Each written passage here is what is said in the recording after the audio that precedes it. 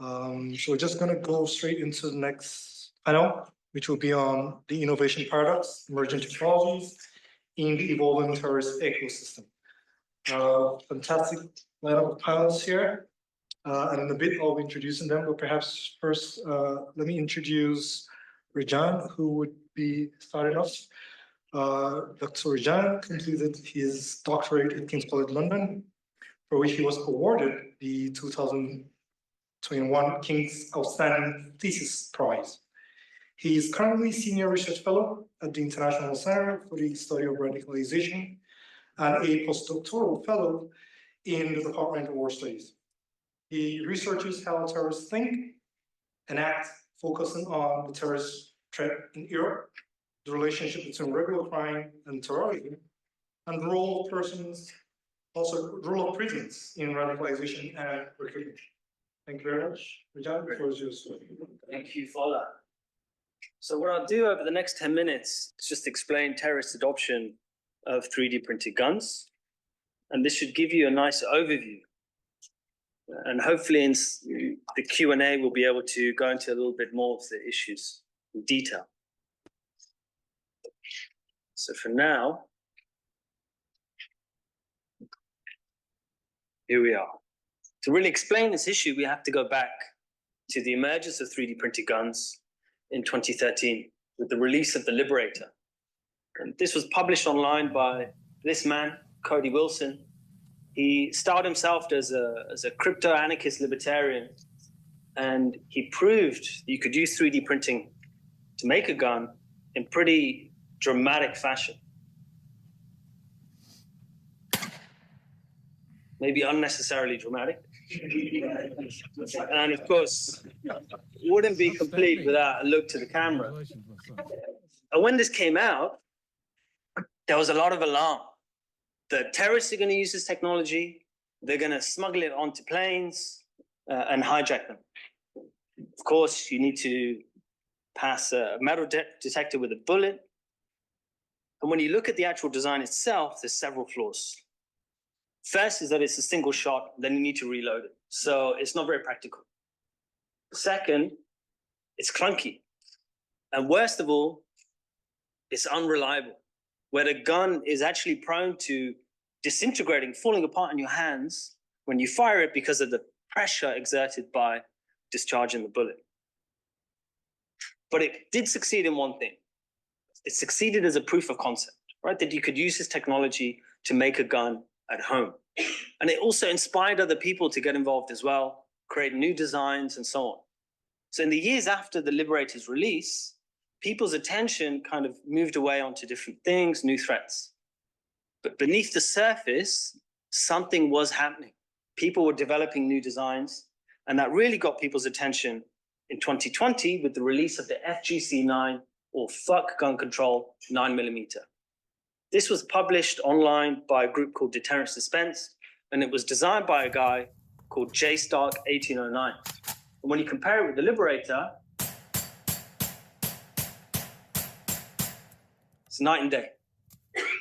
And you show magazine after magazine, semi-automatic, very reliable, and it's been described as equivalent to a conventionally manufactured firearm, even at a rapid rate of fire. And when this came out, this was really a game changer for do-it-yourself guns, because now you had a semi-automatic firearm that involved no regulated components. So about 80% is 3D printed, 20% is made of metal. You need the metal to withstand the pressure from discharging the bullet. But those metal parts, you can just buy online, off the shelf. They're just tubes and springs. And if you follow the step-by-step instructional guide, you'll eventually have a working firearm in your hand. So you can see the appeal. For people that can't get a hold of a conventionally manufactured firearm, people that don't have access to the illicit firearms market or don't want to give their details to the authorities to get a legal license, this gives them the opportunity to literally make a gun in their bedroom. And it's kind of mad to think about. Well, J. Stark released a Mark II upgraded version in April 2021, and then he died in July 2021 under somewhat mysterious circumstances. Now, I've done a deep dive into the man behind the mask, Jacob Doigu, looking at his life and his beliefs. Turns out he's self-identified as an incel, held some very, very troubling views about women, society, and actually endorsed anti-state violence. But after he died, there were some conspiracy theories. Maybe the German state killed him. Now, regardless of what you believe, I happen to suspect he may have killed himself. What did emerge was this myth-making and memorialization of J Stark. And this is just a snapshot. The movement had the hero, someone that died for the cause of your right to bear arms.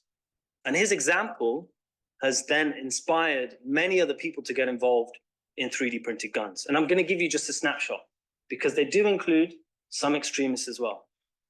For instance, in 2021, Jim Holmgren, who's a neo-Nazi, a former member of the Nordic resistance movement in Sweden, was arrested at his home for making FGC-9 components and other 3D printed guns as well. In Easter 2022, a dissident Republican paramilitary called ONH appeared at Milltown Cemetery, gave a pretty menacing speech, and a couple of their members were brandishing 3D printed guns. First time that a paramilitary had been seen with these weapons. And it's interesting because if you have a close look on the left of one of the guns they were holding, you change the contrast, you'll see this kind of symbol of what looks to be kind of big cat or maybe a wolf just above where the magazine is inserted. If you compare that with a known model of the FGC-22, so that's the FGC that fires 22 caliber bullets, you'll be able to identify this as that model. And this is interesting because when they made that appearance at the cemetery, the FGC-22 wasn't publicly released online. The only people who had access to it were members of a closed group of prototype testers. So inadvertently, this paramilitary was signaling that they are actually members of that prototype testing group. So they're not just sitting on the periphery observing from a distance, they're at the heart of the 3D printed gun movement. Later that year, Daniel Harris, aka Buchanan, very prolific content creator, white nationalist and conspiracy theorist, was arrested at his home for trying to make an FGC-9. And that same year, probably the most severe warning shot, a neo-Nazi acceleration cell was arrested in Finland. And they posted videos on Odyssey of them making parts of the gun, including a video of them actually using the gun to shoot at the post box of an immigrant family that lived in their town. And of course, instructions to read siege.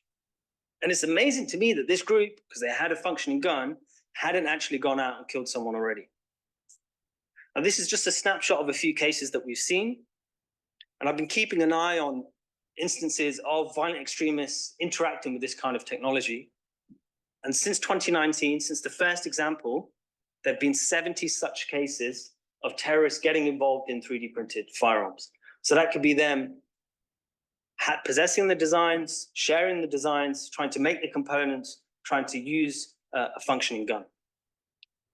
17 involves 16 convictions. The 17th one is the paramilitary. They weren't arrested and convicted. And there are just as many that are currently going through the criminal justice system around the world. So this is a real issue right now. And when you break down those 17, you could see vast majority from the far right.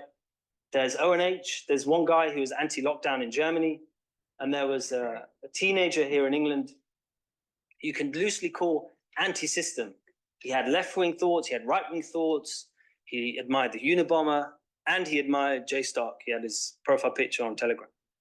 And 10 involved the FGC. So that is really the design that has caught people's imagination. So that brings us to today, here and now, and what's going to happen tomorrow. And I'll focus on three aspects here. The first is on technical advancements, right? You could see in a decade the changes that have taken place, and that will probably continue into the future, where these guns will be easier to make, cheaper to make, and they'll be better. They'll be more reliable, they'll be more varied, serve different purposes. But I actually think it would be a mistake just to focus on the technical aspects of 3D printed guns, because we're not dealing just with technicalities, we're also dealing with humans. we're faced with a social movement. And that has emerged where there are now several groups that are dedicated to the cause of 3D printed guns. You've got Defense Distributed, otherwise known as DEFCAD. In the middle, you've got Deterrence Dispense, the group that Jay Stark founded. And then you've got the Black Lotus Coalition, among others. And they are often hobbyists working without pay, doing it just for the love of the game. And they do three things. They're designing guns, they're sharing the digital blueprints, and they're promoting their adoption. So where do they design them? Well, they have these prototype beta testing groups. Some are open, some are closed. But the benefit of this is you would always see what's coming down the pipeline. You know what designs are in development. They're sharing them on Odyssey, a platform we know well, and on DEFCAD, which is a website run by Defense Distributed. And they're promoting them not on obscure internet forums or in the dark web. They want to make this as mainstream as possible. So they're promoting them on mainstream platforms, primarily on Reddit, YouTube, and on Twitter. And they're very, very active. But I would say when you look at it as a social movement, the most important thing to understand is there's now an ideological aspect to this, where what is driving many of the people is the view that firearms are a universal fundamental human right. So they're taking the Second Amendment from just being a US thing, and they're saying this is now global, it's universal. And that idea is spreading and catching on. The third aspect to this, of course, is the adoption. And we see wide use, and I think in the future that use will only become wider and deeper. And it's used by a variety of groups. Hobbyist people that just love firearms, they love the technical aspects of it. We've seen organized criminals get involved, whether to use the guns or sell them at a profit. And then a variety of terrorists, insurgents, and other so-called bad actors get involved. And I think that will continue for time to come. So in 10 minutes, that's just a snapshot of the 3D printed gun scene right now. It could probably go in a variety of different directions. Always happy to chat about this issue. In case you don't catch me now, feel free to shoot me an email. Maybe shoot me is not the right phrase to use. All right, thank you. Thank you very much, Madam. Well, actually, you weren't going to use the word shoot, but you did. Thank you very much. You talked about some very interesting things, I must say, but also quite scary. You know, the fact that we are seeing the proliferation of these sorts of 3D printed guns, you know, especially the FGC9, almost to me looked like a proper gun, literally. Which I found very, very, very. If you hadn't said it was a 3D printed gun, I would have known. It looked very much like a common gun. And also the fact that these guns are becoming a lot more, as you mentioned, easier, cheaper, and better. It's also quite scary. You also talked about issues bordering around their design and how it is that they're being shared and promoted also on social media platforms, which I think should be a significant issue of concern, particularly for tech companies and, of course, policymakers. And lastly, you talked about the fact that there's an evolving ideological dimension to this, particularly with regards to how people begin to see this as a fundamental human right. And so there might be some push to want to have access to this, you know, to justify the reasons for this sorts of arms. So quite some alarming things there. Also things worth paying very close attention to. Very quickly, we move to Jessica Davis. Jessica Davis is the president of Inside Trade Intelligence, a consulting and education firm that brings together intelligence and evidence decision-making on security issues. Prior to this, Jessica had spent 18 years working in Canadian intelligence and is currently an international relations PhD candidate at Carleton University. Welcome, Jessica. Thank you.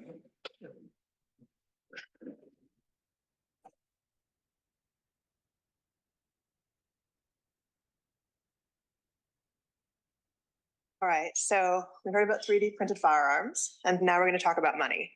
So today I want to spend about 10 minutes talking about the top 4 terrorist financing adaptations that are going on right now in terrorism across the board, extremism across the board. I do have to say from the get-go that this presentation draws on research that was generously funded by the Social Sciences and Humanities Research Council of Canada. And you are going to get a little bit of theory up front, but I've saved you the economic models. So it'll all be explained in pure words. So no horrors there. The thing that I want to say about this theory, it's something that I developed for my PhD. I'm going to hopefully present the idea of terrorism in a way that you haven't necessarily heard about in your academic research. This is a fairly new way to think about it. But I also kind of hope that it inspires some research along this way because I think it's actually very promising. Think about it this way. Terrorists, like the rest of us, have budget constraints. They can't just spend any money that they want. They have to buy two different types of things. Some of them are guns and some of them are butter. So terrorist goods and normal goods.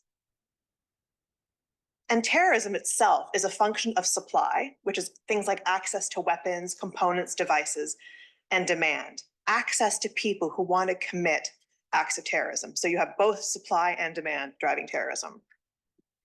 Counter-terrorist financing addresses the supply side of this, really focusing on the money that's used to buy all of those different components, devices, and equipment. And the demand, I like to think about it, is addressed through things like countering violent extremism, other kinds of counterterrorism, but more of that softer radicalization side. So if we only address the demand side, we're not really addressing the supply side and vice versa. Counter-terrorist financing is really fundamentally about reducing the amount of money that's available for terrorist goods. That's a budget effect. It's also about increasing the price of those goods that has a supply effect. So it's really tackling this in two different ways. Ultimately, though, if you remember one thing from this theory, it's that terrorists are adapting to counter-terrorist financing measures, and they're substituting to lower cost attacks, softer targets, and using new technologies like 3D printed firearms. So there's four main trends that I want to talk about in terms of this adaptation. I'm using the word adaptation very deliberately. It's not, I don't think of this as an innovation. This is something that's forced on terrorists. They're not looking to find new ways to finance their activities. Terrorist organizations, individuals, movements are all risk averse when it comes to money. So they're not looking to introduce risk into that process. They're looking for things that are going to work. So it's all about adaptation. The first one is bombing alone cheaply, the rise of lone actors and low-cost terrorism.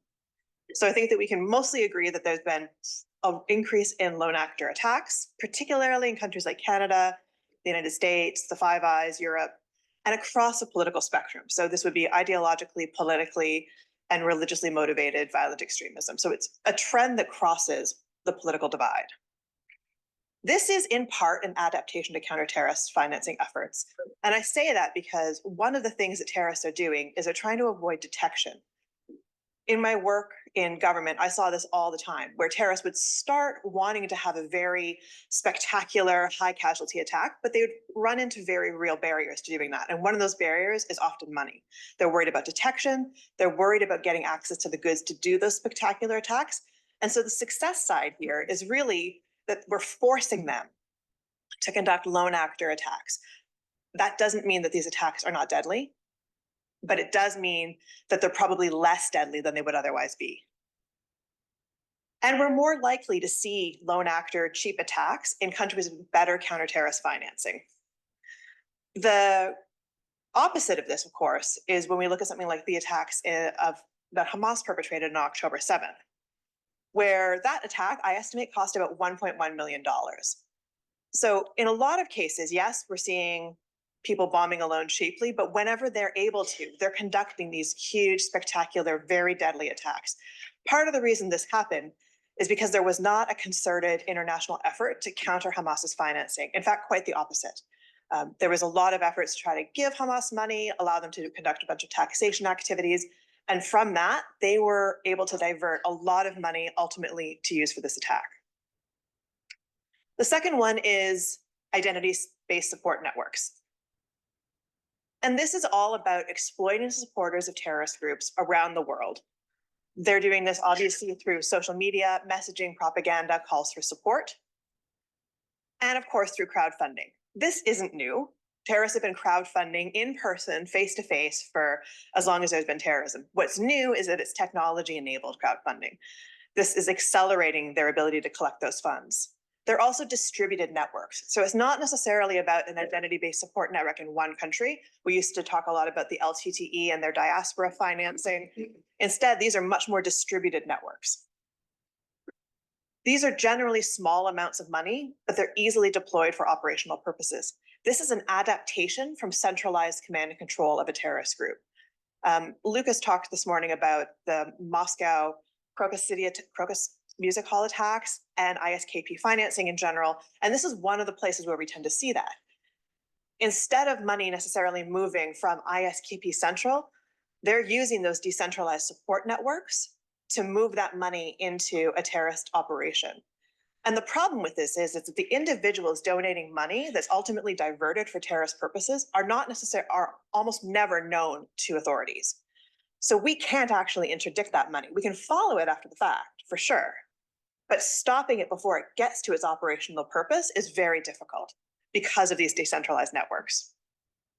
A lot of things that are being used here are payment processors, and then native payment capabilities in apps. A lot of platforms are now developing payment capabilities, partly to monetize their platforms, because you can take a little bit of a fee from all of this and it makes a lot of money. And then of course, cryptocurrency, which I'll talk about again later. This third one is location matters. It's jurisdictional arbitrage. And this is all about exploiting gaps in the international anti-money laundering, counter-terrorist financing consensus on terrorism. Two really good examples of this are Proud Boys and Hamas. So Proud Boys is a listed terrorist entity in Canada. Their activities have largely been curtailed because of this. You can't have a bank account in Canada if you're a Proud Boys member or a known Proud Boys associate. It has complicated their financing. But they just have to go south of the border into the United States, where they are not a listed terrorist entity, and they can operate with impunity, and they do. So this is an example of the Proud Boys taking advantage of that jurisdictional arbitrage. Another really interesting example and very problematic example is the case of Hamas. Not a listed terrorist entity in a number of different countries like Turkey, Algeria, and Sudan. So where do they have their support networks and safe havens? Turkey, Algeria, and Sudan. Because of this lack of global consensus on who is and who is not a terrorist group, their terrorist actors take advantage of it to establish financing networks. Another interesting example of what I consider regulatory arbitrage is the case of the platform Entropy. This is a platform that allows a lot of extremist content to be on its site. This is a company that's registered in Alberta to an address in Calgary. Most of the streamers on this platform are based in Canada and the United States. The domain itself is registered in Iceland, and the owners now live in Turkey. This obviously complicates the pathway for anybody who wants to take action on this platform and the extremist content that it's enabling, because you now have to involve a minimum of 3 jurisdictions, if not more. And so this helps to complicate that pathway and also helps their financing. And the last one that I want to talk about is adaptation in cryptocurrency. I can never go anywhere now. Thank you so much for without talking about terrorist financing and cryptocurrency. It's become a bit of the bane of my existence. For good reasons, and you'll understand when I get to the end of the slide why it is the bane of my existence.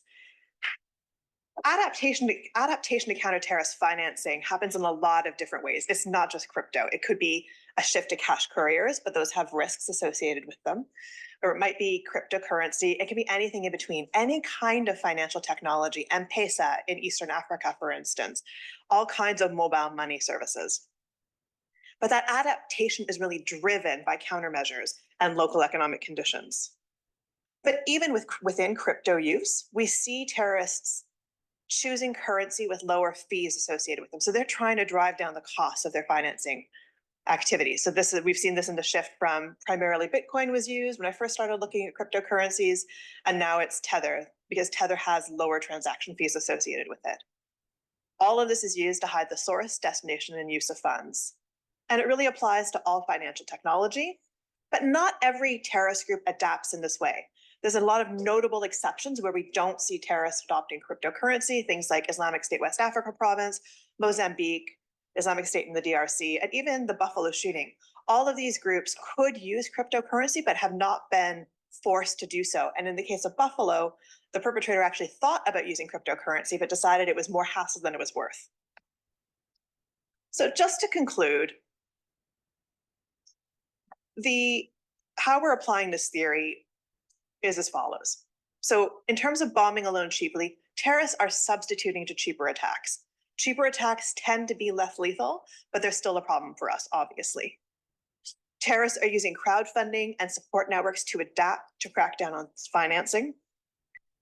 And terrorists are using different countries to reduce their operating costs. And terrorists are constantly updating their tools to adapt to counter-terrorist financing measures. The idea here that I think is really important and that applies to things that we heard about this morning, though, is that counter-terrorist financing is not about stopping all of the money for terrorists. That's impossible. That's a completely unrealistic goal, kind of like taking down all terrorist content on the internet.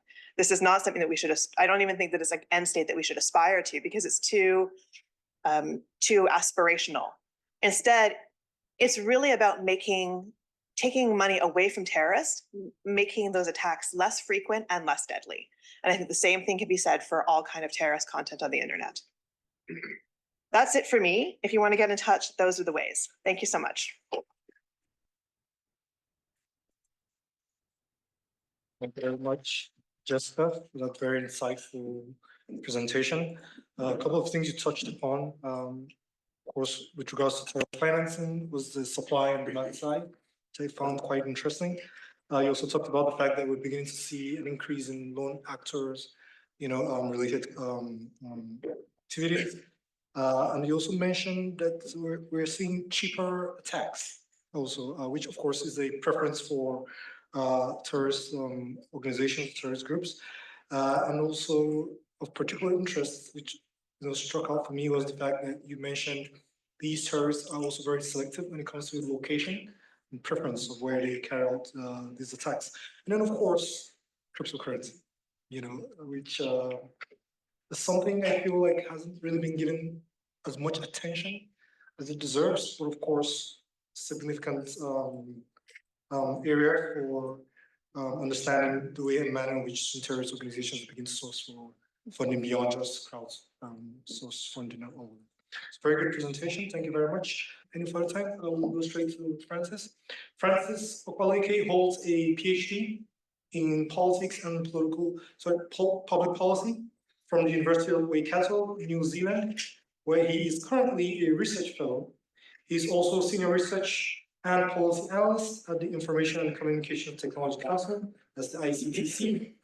Over the past 10 years, he has accumulated a wealth of international experience, exploring more than 54 countries. He researches on a wide range of topics, including drones, brand strategy, international politics, and security, and of course, Sahelian politics. Francis, welcome. Over to you. Hi, everyone. Hi, everyone. Are you feeling sleepy already? Let me get more energy in the room. I just want to say a very big thank you to GNET, the organizers of this conference.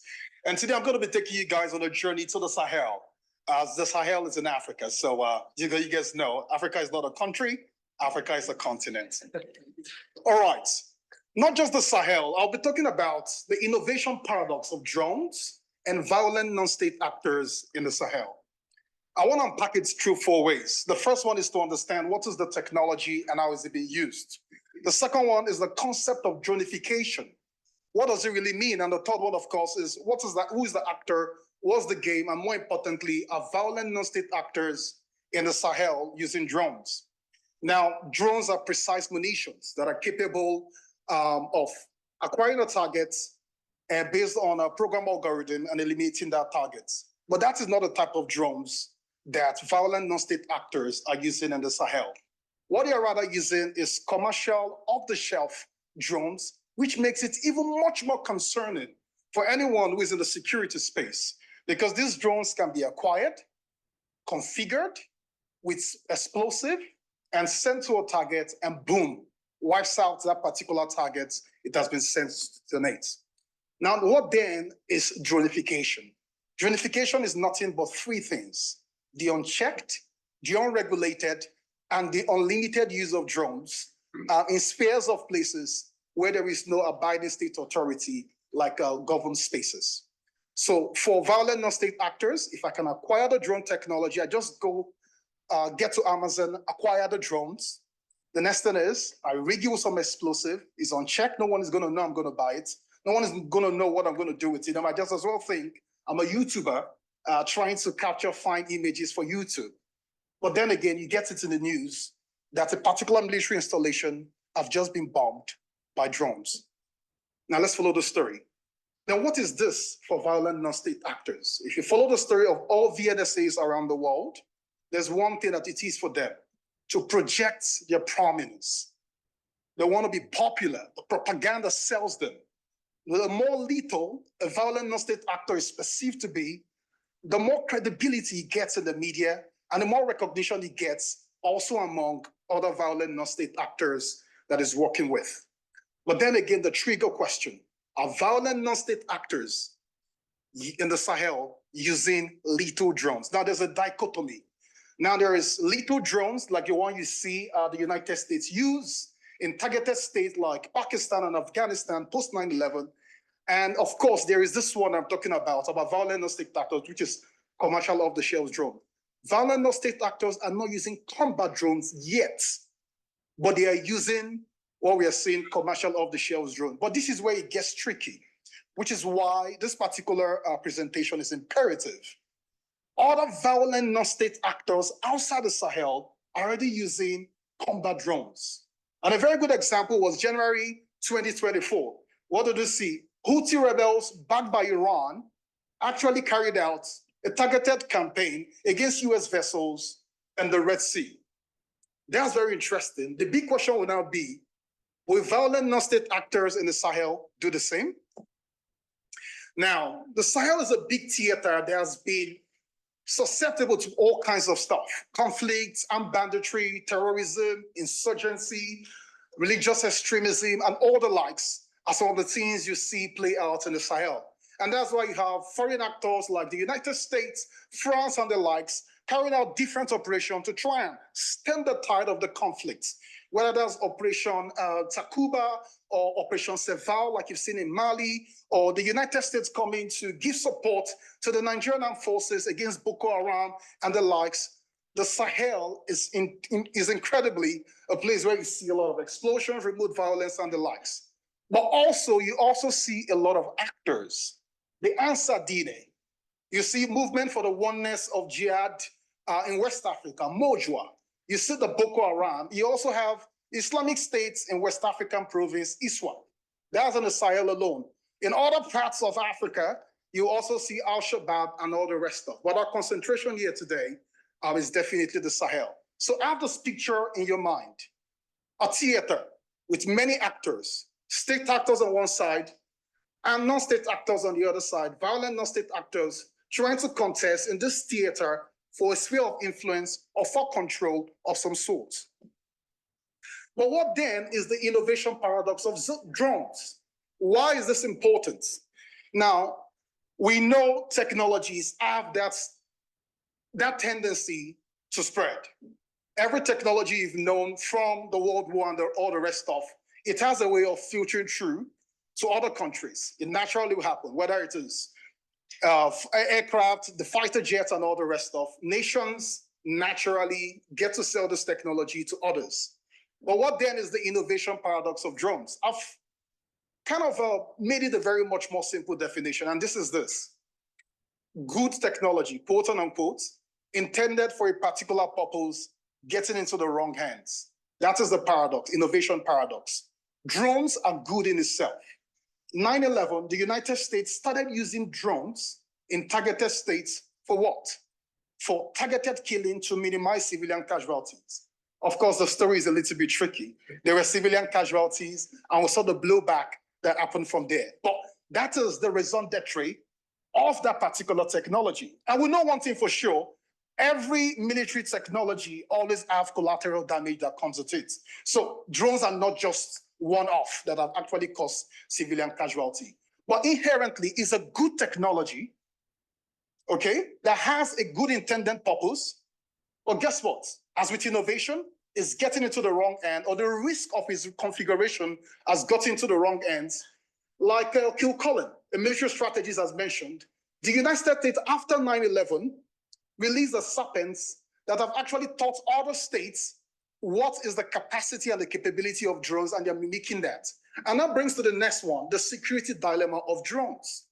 Something intended to actually advance security actually now increases the risk of engendering insecurity. Drones by design have capabilities for intelligence, surveillance, reconnaissance, and of course for lethal strikes.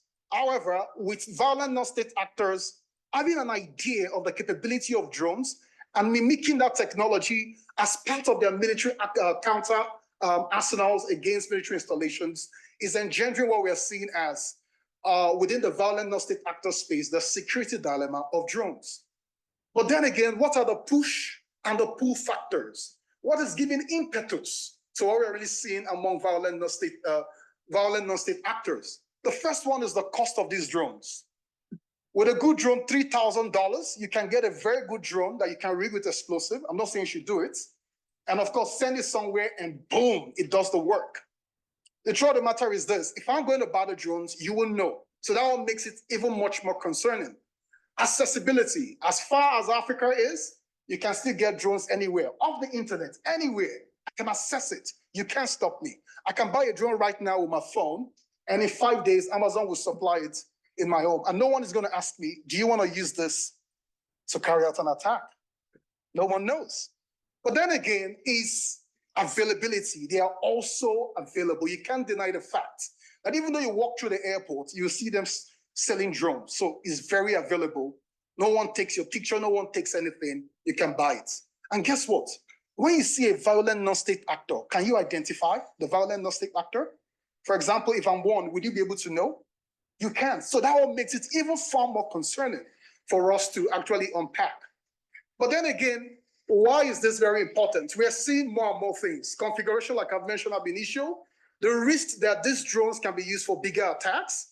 Boko Haram has used that to actually carry out some form of attack or pre-planned attack on Nigerian military back in Nigeria. And then again, the idea of having a drone gives what we call audacity. The fact that I have this in my military arsenal gives me some form of audacity to carry out some form of attack.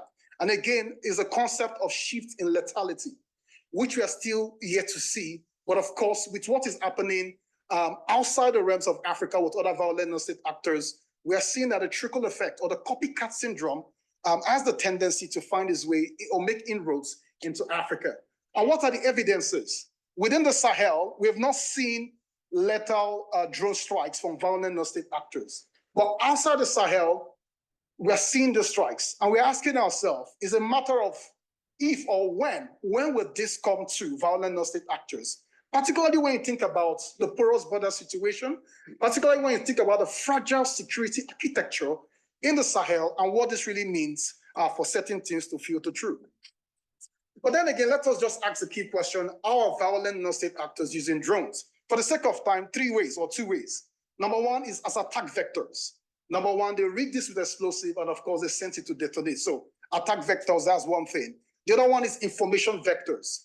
Pre-attack surveillance, they use that as a way to also kind of survey an area to know whether a particular strike is going to happen or something, and they kind of get that information. The other one is propaganda. And much more importantly, they also use that as a means for recruitment. We've seen that as, in literatures, and of course, more importantly, as a base for recruitment. The more and more people see that a particular violent non-state actor is powerful, is strong, naturally, that will be an incentive for me to join the course and to follow on with what is really going on. And we can see that with what violent non-state actors outside the Sahel are really doing with this technology. But then again, there's one more interesting one, which is innovation vectors. The singular fact, which comes back to the innovation paradox. The singular fact that these drones, with of course, with the ascendancy of AI, for example, we already have drones that have artificial intelligence capabilities. If you guys have heard of the STR Cargo 2 made by Turkey, which has been probed since 2021 to know whether this will be released, but it's not just being released yet. What is this drone? This drone is FFL, triple Fs. Once you fire it, you release it and find it, it has the capability to acquire, for example, I'll give an example. let's say I target a drone strike to this gentleman, and I send it for, I'm not going to do it, I promise you. And I send it forth. The triple F, that is the artificial intelligence drone, what it does is this. Once I send it forth, I can go and sleep. That drone will not rest till it finds you and detonates. Imagine that type of technology being released. Imagine that type of technology being released out there. Now, this is where it gets very interesting. Do I still have time? 2 minutes. This is where it gets interesting. I'll leave the slides. Africa is now becoming a playground for 3 actors, China, Iran, and Turkey. Now we're going to ask ourselves one question. The concept of drone diplomacy is when these actors are using drones as an inroad to get into Africa.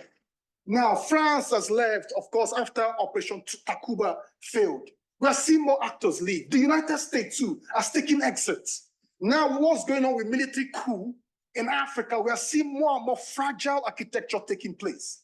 Now, Turkey is not part of the missile MTCR, missile technology control regime, meaning it can sell drone technology to anyone.